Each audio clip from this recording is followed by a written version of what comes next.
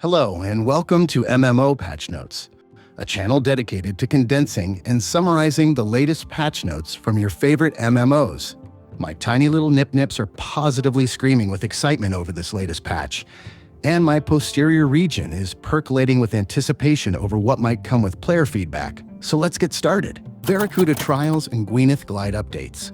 The Gwenith Glide has received several fixes. If your boat is hit by resonance crystals while you're off the helm, you can now get back on shortly after breaking the crystal instead of being locked out. Rune and Dragon helms now have increased resonance crystal resistance, requiring fewer clicks to remove crystals at higher tiers. The speed boost now fully resets when a trial starts, preventing players from carrying over the speed boost from the crystal helm into the next trial.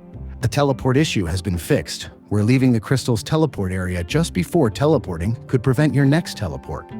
Your boat can no longer get stuck on the scoreboard buoy during Barracuda Trial 1. Trials now finish when you sail away, meaning you can only start them when close by. Shellbane Gryphon changes.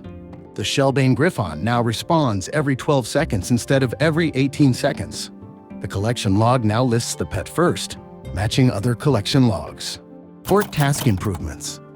A new right-click option has been added to ledger tables called Take Any Cargo, allowing you to quickly take random cargo without opening the choice menu. You'll no longer encounter issues when taking a second port task that uses the same crate type as your previous task. Note that some crates or tasks may be cleared on login as part of this change. General sailing fixes. Shark spawns around Mermaid locations have been reduced, including in multi-combat zones like north of Crash Island, making Mermaid tasks clearer with more breathing room.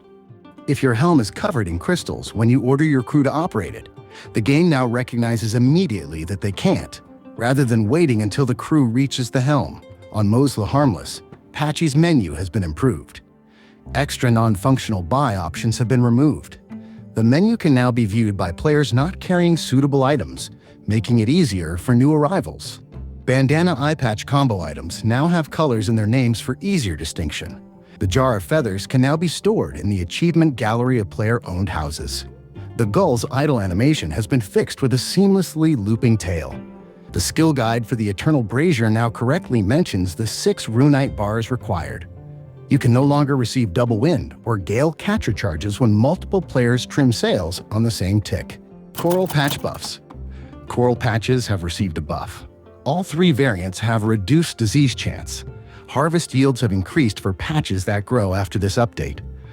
The minimum yield for each variant is now 4 at all farming levels, increasing as your level improves until you have a decent chance of receiving over 16 at level 99. Magic secateurs still improve your chances of higher yields.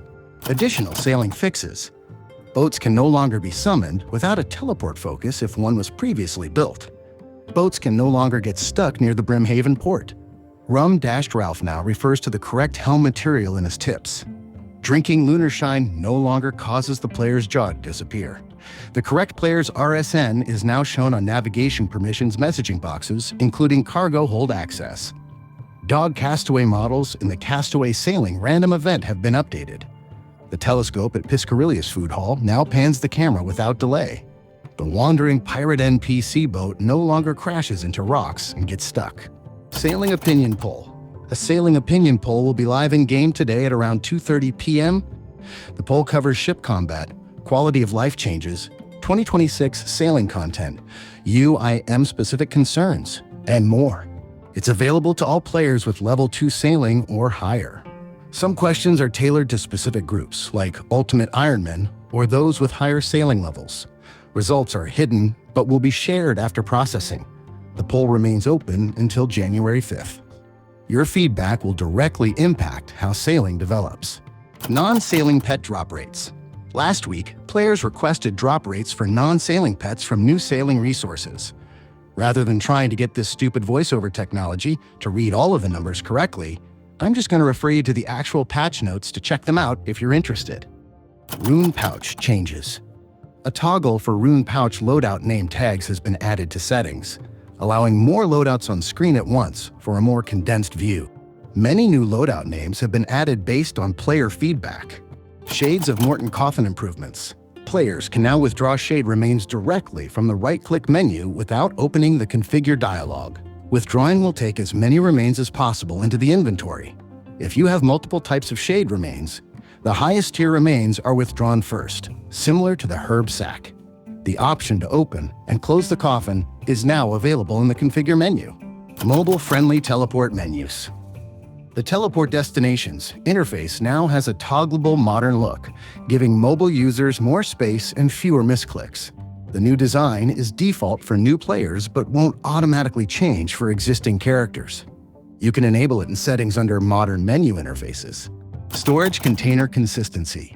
The coal bag, gem bag, herb sack, plank sack, bottomless compost bucket, and essence pouches now share a consistent order for right-click options, mirroring the coal bag's existing order. Smaller UI changes. World map icons now clearly show which agility shortcuts are one-way versus two-way. One-way shortcuts use reversed colors with a white arrow on a green base and are labeled as one-way. The home teleport icon and a grouping interface teleport button now appear gray when on cooldown. Right-click or long press options have been added to side stones for quick menu navigation, such as right-clicking the character summary stone to instantly navigate to quests, achievement diaries, or character summary. Bosses with tracked kill times now have a personal best section at the top of their collection log entry. You can now right-click Stony Basalt to teleport directly to either the roof or entrance of Troll Stronghold. You can also toggle the default left-click location. The hard Fermentic Diary completion and 73 agility are still required to teleport to the roof. The toggle also applies to POH portals and Nexus teleports using Stony Basalt. Quality of life improvements. If you're carrying an active escape crystal, it will now auto-teleport you during Phase 3 of Tumaken's and Elidanes' Wardens if you appear AFK when red skulls explode. The stash unit at the Lava Maze now allows depositing equipped items required for its clue step. Messages shown when Vigoras or Ursine chain maces run out of charge have been updated to remind you to uncharge them. You'll now get a warning that you won't get demon tears back when dismantling the Avernic treads. When transferring from seasonal to permanent DMM, you can now unlock all music tracks that failed to unlock from auto-completed quests, including tracks from the Fermentic series, Recipe for Disaster, Lunar Diplomacy, Dragon Slayer 1 and 2, Monkey Madness 2, A Taste of Hope, and more. The gap crossing animation on the agility pyramid now shows the player character's arm movements. The message when creating a dragon plate body now correctly lists the required materials as a dragon metal shard, a dragon metal lump, and a dragon chain body. Other changes. The Varrock fountain waters are now fixed in blue again. The Z buffer issue causing feet to clip into the ground while holding the Christmas dinner reward has been fixed. The Jad Jumper reward from this year's Christmas event has had a graphical issue resolved. Small Key Insdale is now correctly called Small Key Plesdale. A hotfix earlier this week prevents resting at foresters' campfires, where PvP is enabled to prevent unintended abuse. PvP Rota. Over the Christmas period, all worlds will be open regardless of region. The PvP Rota will resume on January 7th. The PvP Arena is using 1 defense pure loadouts and ranked duels in tournaments this week. Check the video description for a link to the official patch notes covered in today's video. For more MMO patch notes and latest news, please consider subscribing to the channel. If you found this video helpful, then please be sure to leave it a like and a comment to show your support. Thank you so much for watching this video, and I hope to see you again with the next patch release.